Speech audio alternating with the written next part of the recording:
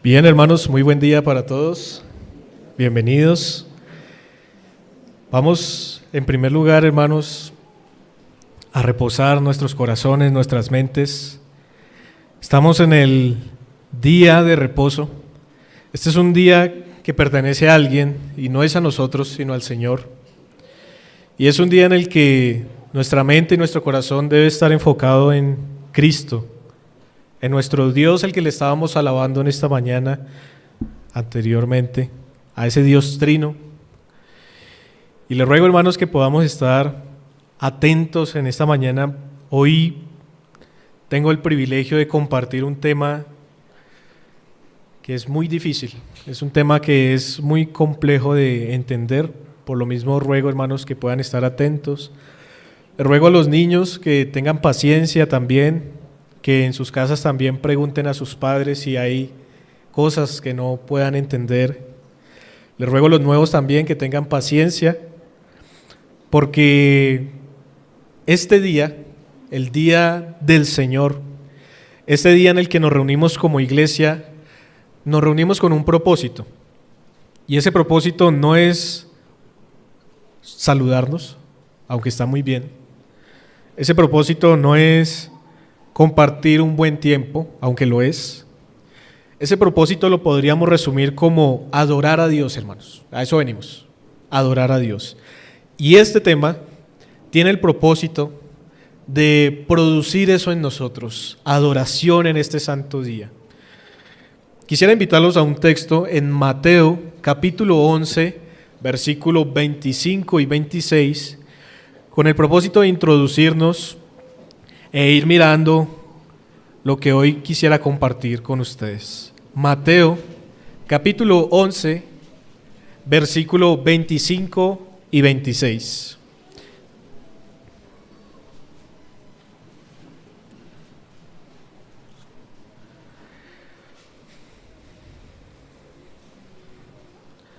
Mateo 11, verso 25 y 26. Y antes de leerlo, hermanos, les invito a que oremos al Señor para que nos ayude, para que estemos atentos a su palabra, para que yo pueda ser claro también, hermanos, y para que pueda ser de provecho para cada uno de nosotros. Oremos. Señor Dios bueno, te damos mil gracias en esta mañana, en este tu santo día, Señor, en el que nos das el privilegio de reunirnos. Gracias, Señor, porque nos ayudas a dejar de un lado las cargas de la semana. Gracias, Señor, porque nos permites comenzar una nueva semana contigo. Este día precioso, Señor, en el que un día, en un momento, una vez, nuestro Cristo maravilloso resucitó y primicias fue de todas las promesas, de la herencia y de esa nueva vida que un día nosotros también vamos a experimentar. Señor, quieras tú, Señor, en tu sabio plan, que cuando Cristo venga sea uno de estos días también, Señor. Un día maravilloso en el que estemos adorándote, Señor, y veamos juntos con todas las iglesias, Señor, con todos los hermanos, cómo regresa nuevamente por nosotros, Señor. Te damos gracias en este precioso día, Señor, porque tú nos ayudas y te pedimos que nos guíes a través de tu palabra y a través de este tema, Señor, que vamos a compartir. Gracias, Señor, por lo que tú eres, por lo que tú haces, Señor, por lo que tú nos das. Bendito eres por los siglos de los siglos. Amén. En aquel tiempo, respondiendo Jesús, dijo: Te alabo, Padre, Señor del cielo y de la tierra, porque escondiste estas cosas de los sabios y de los entendidos y las revelaste a los niños. Sí, Padre, porque así te agradó. Nuevamente, hermanos, advierto algo, y es que si hay algún sabio o algún entendido entre nosotros, si hay alguna persona que se cree de esto, sepa que esta enseñanza precisamente no la va a entender, no la va a comprender. Y quisiera reiterar eso porque después de que empiece a enseñar, tal vez algunos al final van a quedar como, ¿de qué está hablando? Pero miren para quién se reveló estas cosas. Dice, para los niños. Ahora no está refiriéndose a los niños, Está refiriéndose a aquellos que son ignorantes, aquellos indoctos, aquellos que no tienen mucho conocimiento, que no saben de muchas cosas, aquellos que no han sido instruidos. Esos somos nosotros, hermanos. Somos nosotros los cristianos, para los cuales, dice el Señor en este texto, se nos ha revelado. ¿Qué se nos ha revelado? Dice, estas cosas. Ahora, estas cosas son las que yo quiero en esta mañana que estemos observando. Aquellos que no poseen nada, pero que se les ha dado todo. Aquellos que son niños y no, entre comillas, maduros, son aquellos que van a entender lo que voy a decir hasta donde el Señor nos lo ha permitido entender. Es decir, a sus hijos. Sus niños son sus hijos, los hijos adoptados, es decir, nosotros, la iglesia local, la iglesia del Señor. Y adentrarnos en estas cosas, como dice el texto, que vamos a estar mirando, nos debe llevar a algo. Y ese es mi propósito en esta mañana con esta enseñanza. Nos debe llevar a maravillarnos con Dios. Nos debe llevar a seguir a Jesús cuando dijo, te alabo, Señor. Al escuchar y conocer estas verdades, esto debe producir en nosotros alabanza y adoración al Dios Trino que estábamos cantando, al único y sabio Dios que es creador y que es redentor. Con esto en mente, mis hermanos, he titulado mi sermón, como lo ven ahí en la pantalla, el Pactum Salutis. El Pactum Salutis, el fundamento eterno de nuestra salvación. Esto va a ser parte, hermanos, de una corta serie que nos recordará algo que se conoce como la teología del pacto. Ahora quisiera comenzar por ahí. ¿Qué es la teología del pacto? ¿Qué es la teología del pacto? Pues la teología del pacto es un sistema de interpretación bíblica que provee el desarrollo coherente del plan de salvación por parte del Dios Trino. Es un sistema de interpretación bíblica. Cuando hablamos de teología del pacto, y ahorita van a ver por qué estoy hablando de esto, para que me puedan entender, es un sistema de interpretación. Es como nosotros cogemos la Biblia y la interpretamos, desde el principio hasta el final. Dice un autor que la doctrina del pacto es el hilo de oro que cose la Biblia completa en una sola y consistente revelación de Dios. Es la que toma desde Génesis hasta Apocalipsis, la teología del pacto, y la conecta. ¿Y la conecta a través de qué? Precisamente de los pactos. ¿De cuáles pactos? ¿Y qué es un pacto? Yo quisiera entonces brevemente decirles qué es un pacto. Un pacto, en sencillas palabras, es un compromiso asegurado por Dios y es la forma en la que Dios se comunica con el hombre. Es un compromiso asegurado por Dios y es la forma en la que Dios se comunica con el hombre. Ahora, ¿por qué es importante esto? Es importante, hermanos, porque la teología pactual es tan básica e histórica que la Biblia misma está dividida en dos grandes partes. ¿Saben cuáles son? Todas sus Biblias, hermanos, están divididas en Antiguo Testamento y Nuevo Testamento, o Antiguo Pacto y Nuevo Pacto. Ahora, ¿por qué se le dice testamento? Porque la palabra pacto en el griego también tiene ese sentido. Ahora, ¿cómo se han llamado entonces Antiguo y Nuevo? Como ven, precisamente sus Biblias están divididas de esta manera. Y cuando nosotros abrimos nuestra Biblia, o nos estamos ubicando en el Antiguo Pacto o nos estamos ubicando en el Nuevo Pacto. Es decir, que esto que estoy diciendo no es nada innovador, sino la misma Biblia establece ese orden, y ese ha sido el orden siglo tras siglo. Ahora, la salvación ha sido revelada a través de pactos. Desde el pacto de obras que Dios hizo con Adán en Edén, hasta el nuevo pacto establecido en la sangre de Cristo. Pero este nuevo pacto establecido en la sangre de Cristo también fue revelado progresivamente mediante otros pactos en el Antiguo Testamento. El pacto de Noé, el pacto de Abraham, el pacto de Moisés, el pacto de David. Sin embargo, ahí entonces surge una pregunta. ¿Cuándo Dios acordó o cuándo se planeó la salvación como un pacto? ¿Cómo se estableció o cuándo se planeó, por ejemplo, el nuevo pacto en la sangre de Cristo? ¿Cuándo se pensó esto? ¿En el tiempo? ¿Acaso Dios falló su plan y estableció un pacto o quiso tratar de esa manera? ¿Cuándo?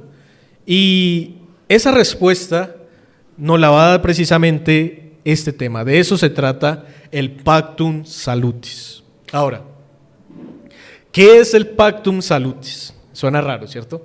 ¿Pero qué es? Este pacto también se conoce como pacto de salvación o pacto de redención y hace referencia a lo siguiente. Hace referencia al acuerdo que hubo entre las personas de la Trinidad antes de la creación del mundo de ejecutar el plan de salvación. Y vuelvo y reitero, ¿qué es el Pactum Salutis? El Pactum Salutis es el acuerdo entre las personas de la Trinidad antes de la creación del mundo de ejecutar el plan de salvación. Particularmente, eso es lo que es el Pactum Salutis. Y noten que ahí hay varios elementos. El pacto de redención también se ha llamado Pactum Salutis, se ha llamado también el Consejo de Paz, se ha llamado de distintas maneras y se llama Pactum Salutis porque viene del latín salutis, que significa salud. Y recuerden que la palabra salud en el idioma antiguo, en el castellano, también se puede traducir como salvación. Por eso es que hay unos himnos que nosotros cantamos a veces que tienen la palabra salud, pero está haciendo referencia a la salvación. Es decir, que la traducción correcta del Pactum Salutis es pacto de salvación. Y eso es lo que estamos tratando de ver a través de esto. El pacto de redención o el Pactum Salutis es el pacto hecho por el Padre, el Hijo y el Espíritu Santo para lograr y aplicar la salvación a los elegidos con un propósito, para su propia gloria. Ese es el pacto. Ahora, ¿cómo ocurre? ¿Qué ocurre en él? ¿Qué ocurre en este pacto? Este pacto entonces es un acuerdo. Es un acuerdo hecho en la eternidad pasada. Entonces recuerden, cuando hablamos de eternidad pasada, que es un término que nosotros utilizamos, estamos hablando de esa eternidad antes de la creación del mundo. Por eso les dije que iba a ser difícil. O sea, con esto yo creo que ya nuestras mentes están volando. Lo que estamos haciendo en este momento, hermanos, en esta mañana, es abrir un poco las cortinas de la eternidad. Dios, a través de su palabra, dijo, asómense un poco. Ustedes han visto esas películas cuando, o han tenido esos sueños en que uno puede abrir una puerta o abre una ventana y sale volando, y sale como al espacio. Más o menos eso es lo que pasa cuando nosotros empezamos a estudiar este tema. El Señor, en su revelación, está abriendo las cortinas de la eternidad para que nosotros podamos comprender cómo Él ha hecho, o podamos ver, aunque sea, y creer cómo Él ha hecho para trazar toda la historia de la salvación que un día en el tiempo iba a ser. Recuerden que estamos hablando de la eternidad. Y todo lo que ocurrió antes de la creación es lo que nosotros conocemos como la eternidad pasada. Y en esa eternidad, en ese lugar, el Padre, el Hijo y el Espíritu Santo, las tres personas de la Trinidad, Dios, el único Dios, pactó entre Él mismo, no con nadie más, sino entre Él mismo, lograr y aplicar la salvación a los elegidos para su propia gloria. ¿Y qué ocurre en esto? Entonces Dios el Padre acuerda, ¿qué? ¿Qué acuerda? Enviar al Hijo para proveer la salvación de un grupo de elegidos. Dios el Hijo acordó aceptar esta comisión y procurar y asegurar la salvación de ese grupo elegido. Y Dios el Espíritu Santo acordó aplicar los méritos de la obra redentora del Hijo en el momento adecuado y señalado a ese mismo grupo de elegidos. Eso es lo que ocurre en ese pacto. Son las tres personas de la Trinidad. Por eso, como les decía, algunos ya han llamado a este el Pactum Salutis, o pacto de salud, o pacto de salvación, o pacto de redención, o consejo intratrinitario. Entonces entiende por qué intratrinitario, porque son las tres personas de la Trinidad. O como dice Zacarías capítulo 6, versículo 13, consejo de paz. Ahora, la siguiente pregunta. ¿Es esto bíblico? ¿O acaso se lo han inventado los teólogos? Bueno, por ejemplo, miremos un texto, Salmos capítulo 110, versículo número 1. Salmo 110, versículo número 1.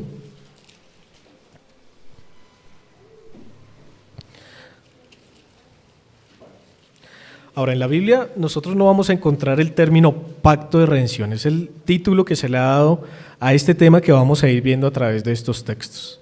Pero lo que sí vemos, por ejemplo, en el Salmo 110, verso 1, y también en textos como el Salmo capítulo 2, versículo 7, palabras como decreto, como hoy, como juramento, que ponen este tema en un contexto pactual. Por ejemplo, miren lo que dice el texto.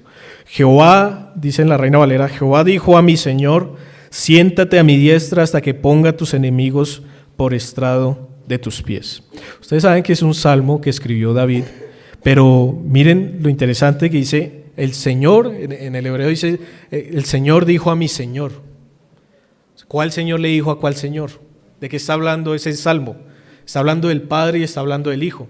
Ahora, ¿cuándo le dijo, siéntate a mi diestra hasta que ponga tus enemigos por estrado de tus pies? ¿Cuándo hizo ese juramento? Todo esto es una terminología precisamente de pacto. Ahora, en el Nuevo Testamento también encontramos algunas evidencias más claras de este asunto, de este acuerdo, de este plan que se hizo antes de la fundación de todas las cosas. Por ejemplo, no miremos pero creo que lo han leído, Efesios capítulo número 1, del versículo 1 al versículo 14, se habla de todo este plan de manera específica, pero también hay otros textos. Por ejemplo, quiero que vayamos a Segunda de Timoteo, capítulo número 1, Segunda de Timoteo, capítulo número 1.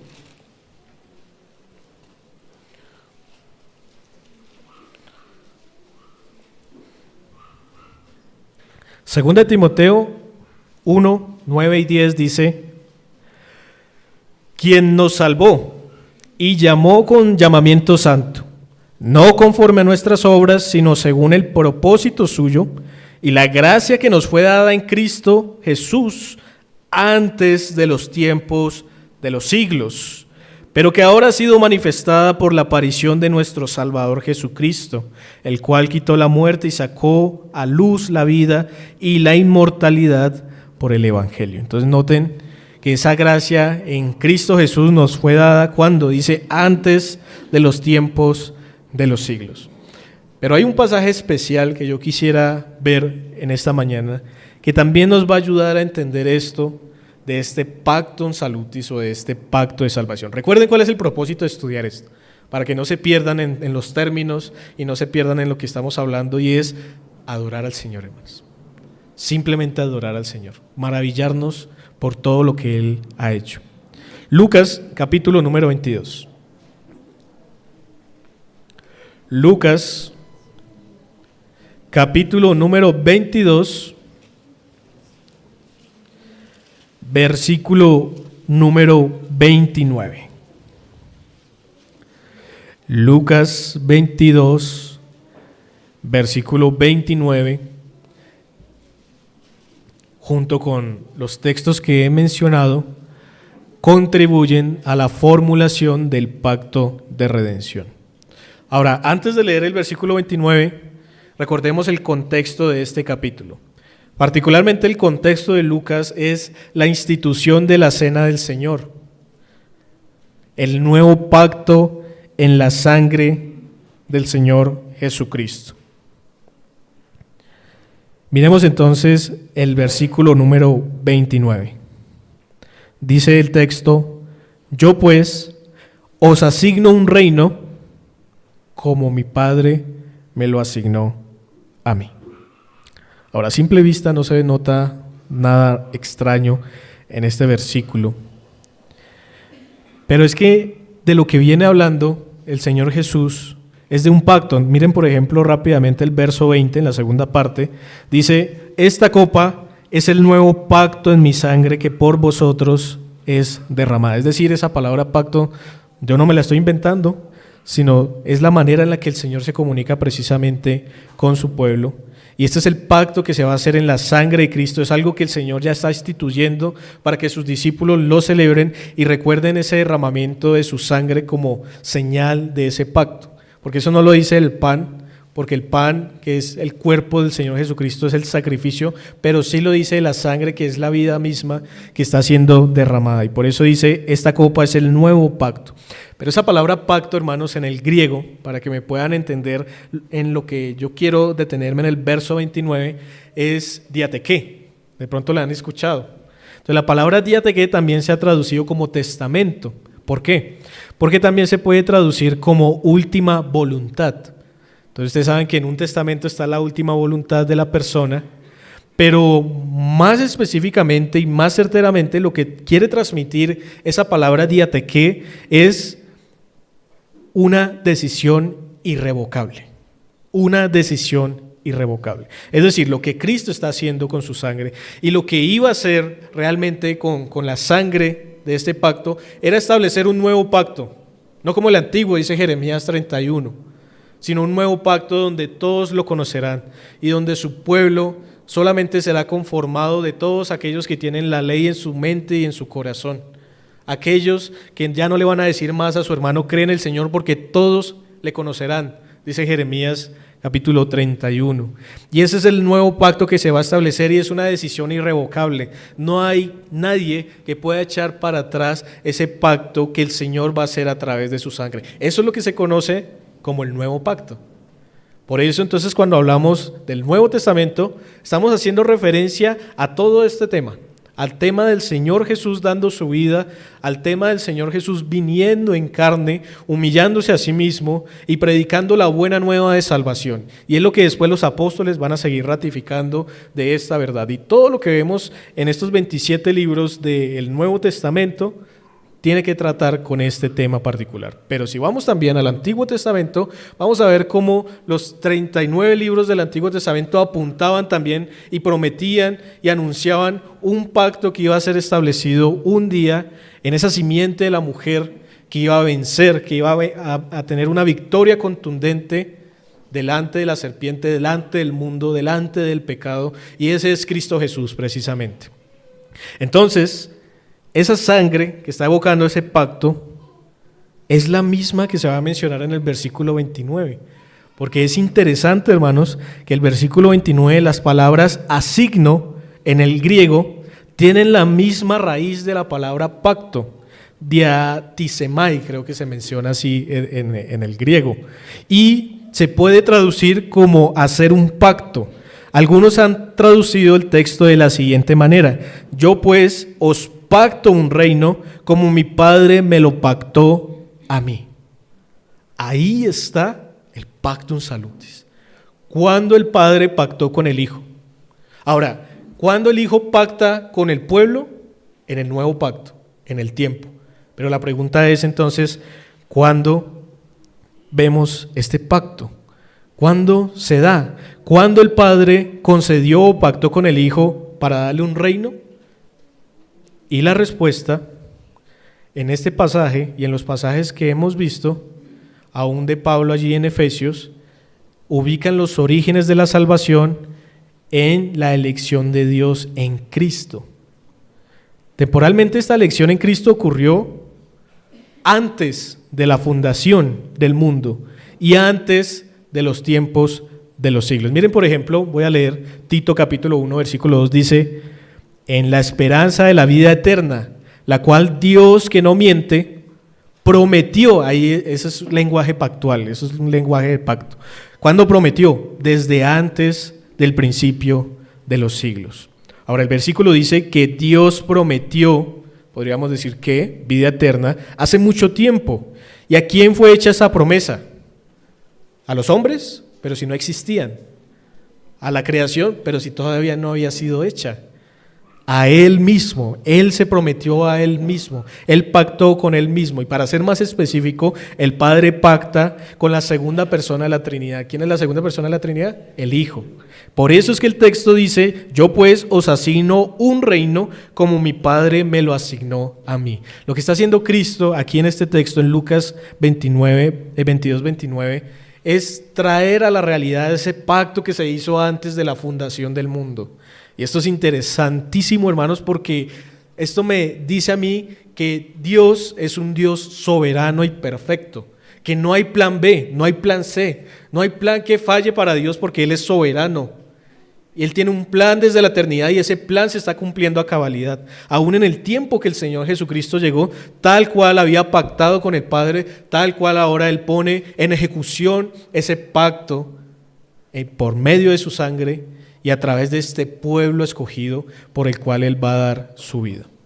Ahora, ¿quiénes son las partes de este pacto? Entonces ya los dije. Dios pactó a sí mismo glorificarse salvando pecadores. El Padre, en su eterno consejo, confió al Hijo la obra de redención y prometió recompensarlo por su obra en la tierra. ¿Cómo lo recompensó? ¿Dónde está Cristo hoy? Sentado a la diestra de Dios, por encima de todo trono y potestad y dominio, reinando. Así lo recompensó. Ahora, pero en todo pacto hay requisitos. Y para que ustedes me entiendan este lenguaje, porque no pretendo dar una clase de teología pactual, pero para que ustedes me puedan entender, piensen en un pacto como en un matrimonio. Un matrimonio es un pacto de compañía. En un matrimonio, cuando uno se va a casar, ¿qué hace? Hay votos, hay promesas, hay juramentos, pero también hay requisitos. Y todo esto son elementos precisamente del pacto de compañía, el pacto matrimonial que hacemos para unirnos con una persona. Ahora, en el pactum salutis también habían recompensas, habían requisitos, habían partes. ¿Y cuáles eran esos requisitos? Los requisitos, por ejemplo, del Padre son los siguientes: que el Hijo asumiera nuestra naturaleza, entrara en el tiempo con esa naturaleza y la asumiera en un estado de humillación. Que el Hijo, en su naturaleza humana, pagara la pena por la culpa que había recaído sobre los creyentes al transgredir la ley de Dios, proporcionando así una obediencia pasiva, además de una obediencia activa, en conformidad a la obediencia de esa ley. Que el Hijo, después de haber obtenido la vida para los suyos, aplicara eficazmente sus méritos a ellos, regenerándolos, llevándolos al arrepentimiento, produciendo fe en ellos, todo ello por la influencia efectiva del Espíritu Santo. Esos son los requisitos del pacto de salvación. Esos son los requisitos del pacto de redención. Ahora hay algo, y es que la voluntad de Dios es una sola. Debemos tener cuidado a veces en el lenguaje de la Trinidad. No hay tres voluntades, hay una sola voluntad. Y por supuesto lo que el Padre pedía, el Hijo lo aceptaba y el Espíritu Santo también estaba de acuerdo. Eso es importante saberlo, porque no es que el Padre estaba diciendo esto y el Hijo estaba diciendo, bueno, déjame pensarlo y mañana te aviso si sí o si no. No, inmediatamente esta voluntad trina, perfecta, santa y justa, aceptó este plan. ¿Cuándo?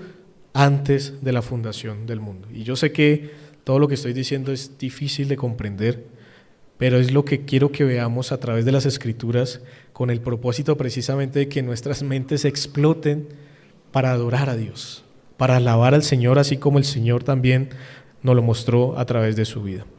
Ahora, pero el Padre también promete unas cosas al Hijo.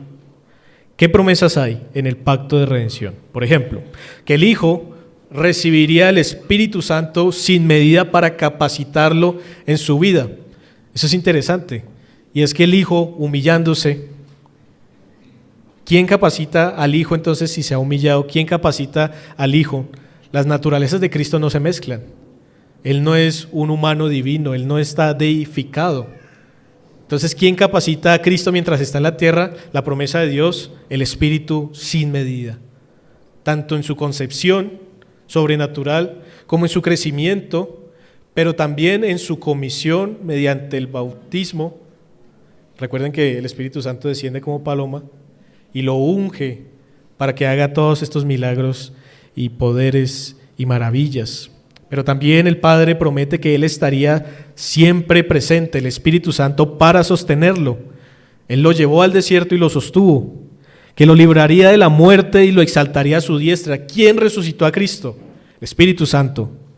Que tendría el Espíritu Santo para enviarlo a quien Él quisiera. Por eso Él dice, yo me voy, les enviaré otro, el Consolador. Que todos los que el Padre le dio vendrían a Él y ninguno se perdería. que multitudes participarían de su redención y su reino mesiánico, que Él vería la angustia del alma de su Hijo y estaría satisfecho. Todo esto son textos, hermanos. No os los estoy dando por causa del tiempo, pero todos estos son textos que encontramos en las Escrituras. Y son las promesas que pudiéramos palpar de ese pacto que se hizo antes de la fundación de todas las cosas. ¿Cuál era el resultado de ese pacto? ¿Cuál era el resultado de ese pacto? Y voy a leer algunos textos para que me sigan. Juan capítulo 6, verso 38 al 39.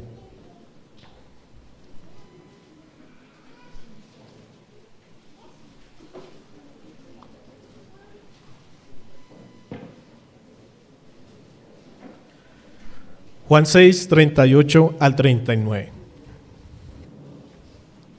Este es el resultado del pacto de redención y ya se los voy a explicar. Dice el texto: porque he descendido del cielo no para hacer mi voluntad, sino la voluntad de aquel que me envió. ¿Cuándo lo envió? ¿Cuándo se acordó esto? Ya sabemos. Esa es la voluntad del que me envió, que de todo lo que me ha dado no pierda nada, sino que lo resucite en el último día.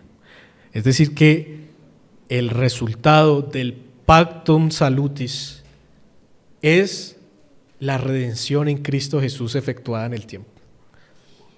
Ese es el resultado del pactum salutis. Por ejemplo, no lo busquen, solamente lo voy a leer. Juan 10, del 17 al 18 dice: por esta razón el Padre me ama, porque doy mi vida para que la tome de nuevo. Nadie me la ha quitado, pero yo la pongo por mi propia iniciativa, dice otra versión. Tengo autoridad para dejarla y tengo autoridad para tomarla de nuevo. Este mandamiento recibí de mi Padre. ¿Cuándo? El pactum salutis. Juan 17, del 1 al 4 dice: estas cosas habló Jesús y alzando los ojos al cielo dijo: Padre, la hora ha llegado. Glorifica a tu Hijo para que el Hijo te glorifique a ti, por cuanto le diste autoridad sobre todo ser humano, para que dé vida eterna a todos los que tú le has dado. Y esta es la vida eterna, que te conozcan a ti, el único Dios verdadero, y a Jesucristo, a quien has enviado. Yo te glorifiqué en la tierra, habiendo terminado la obra que me diste que hiciera. Todos estos textos lo que nos están mostrando es el resultado de este pacto de salvación. ¿Qué hemos visto en esta mañana, mis hermanos? Hablamos un poco de qué es la teología del pacto, pero también estamos hablando del fundamento de nuestra salvación, del punto de la base en la que comienza todo este plan, y es lo que se conoce como el pactum salutis, que es un acuerdo entre el Padre, el Hijo y el Espíritu Santo para la redención y para su gloria. ¿Qué ocurre en él? Un acuerdo entre el Padre, el Hijo y el Espíritu. ¿Cuál es la base bíblica? Vimos algunos textos sobre eso. ¿Cuándo se da? Antes de la fundación del mundo. ¿Quiénes son las partes? Especialmente el Padre y el Hijo. ¿Cuáles son los requisitos? Que el Hijo se encarnara y diera su vida para salvación de estos escogidos. ¿Qué promesas hay? Que Dios capacitaría y acompañaría al Hijo en toda esta misión. ¿Y cuál es el resultado? La salvación, la aplicación de esta redención. Como conclusión, hermanos, esta verdad debe fortalecer nuestra plena certeza de esperanza. ¿Por qué? Porque pronto estaremos con Cristo, hermanos. Porque la salvación no es un plan B. No es que Dios falló al principio y tuvo que hacer otro plan y volvió a fallar y tuvo que hacer otro plan y falló ese plan y bueno, ahora sí pasó la iglesia y ahora sí entonces voy a... No, es el plan A, es el único plan del soberano, del Dios del decreto. Y este plan y la manera en que Él lo ha ejecutado y la manera en que Él lo ha planeado debe llevarnos a algo, y era lo que les decía al principio: a la alabanza de Dios. Este día, hermanos, no es para alabarme a mí, ni para alabar a los pastores, ni para alabarse ustedes, ni a sus hijos. Es para alabar al único Dios soberano y Rey de Reyes. Y por eso estamos aquí reunidos, hermanos. Y por eso la enseñanza es parte de la adoración.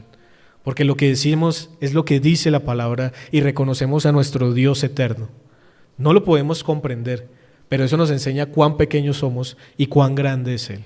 Y por eso debemos maravillarnos con todo esto que podemos encontrar. Ahora, esto debe llevarnos a la alabanza a Dios, pero solamente en el día del Señor, todos los días de nuestras vidas. Y yo quisiera preguntarles algo. A la luz de esto, a la luz de lo que acabamos de ver, ¿cómo vemos nuestros problemas y preocupaciones? ¿Cómo vemos nuestros problemas y preocupaciones a la luz del pacto de salvación? Ínfimos, irrelevantes. Y a veces nuestros problemas y todo lo que nosotros vivimos es tan grande que parece más eterno que este pacto, que parece más profundo e incomprensible que esta relación trina para la salvación, porque no ponemos nuestra mente en las cosas de Dios, sino en las cosas de los hombres, porque estamos mirando las cosas terrenales y temporales y no las eternas. Qué maravilla, hermanos, cuando nuestras mentes están llenas de Dios, podemos ver un poco de esto de la eternidad y dejar a un lado nuestros problemas, hermanos, y descansar en el Señor. Y no solamente en lo que estamos viviendo, sino en lo que un día va a ser. ¿Por qué? Porque así como el Pactum Salutis se estableció un día antes, bueno, un día, hablando de un día en la eternidad, pero antes de la fundación del mundo, ¿qué ha pasado en el tiempo? ¿Qué ha pasado en la historia? ¿Acaso se cumplió tal cual el Señor dijo? Exactamente, todo exactamente como Él lo dijo, como Él se prometió y se pactó a sí mismo. Todo se ha cumplido tal cual como Él lo acordó, y así será con todo lo que falta, hermanos. Un cielo nuevo, una tierra nueva, un nuevo cuerpo, un nuevo siglo, una vida eterna con Él, pero también un juicio eterno para todo aquel que no confía completamente en Jesucristo como Señor y Salvador. Ese juicio, ¿saben para quién va a ser? Para esos sabios y entendidos que están velados y que hoy día pueden estar pensando de lo que están escuchando en ese momento: este está loco. Pero nosotros, los niños, podemos ver estas cosas maravillosas en la palabra viva y eficaz del Señor. Este, hermanos, es el fundamento eterno de la salvación, y esto nos lleva a darle la gloria y solamente la gloria a Dios por los siglos de los siglos. Amén, hermanos. Vamos a dar gracias a Dios.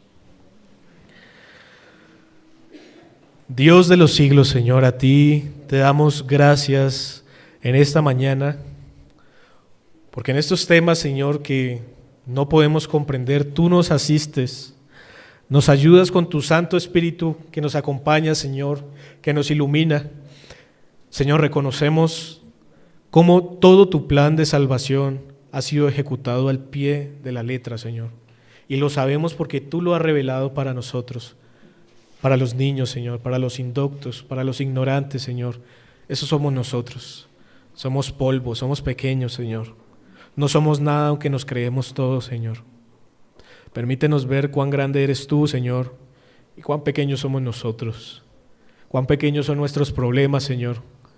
Cuán pequeños son nuestras preocupaciones. Ayúdanos, Señor, a vivir en esa verdad de este nuevo pacto en el que hemos entrado por medio de la sangre de Cristo. Un pacto que tú habías planeado y que se ejecutó tal cual, Señor.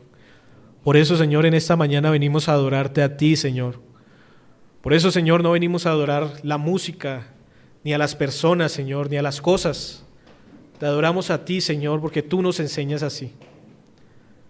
Señor, permítenos disfrutar de este día maravilloso y de este culto, entendiendo que tú eres el centro, Señor, y que todo lo has hecho para tu gloria. Y por eso hoy, Señor, elevamos esa gloria a ti, esa alabanza a ti. Reconocemos lo que tú eres, Señor, lo que tú has hecho, lo que haces y lo que harás, Señor, porque eres el Dios de los siglos, porque eres el Alfa y la Omega, Señor, porque eres el Dios trino al cual alabamos.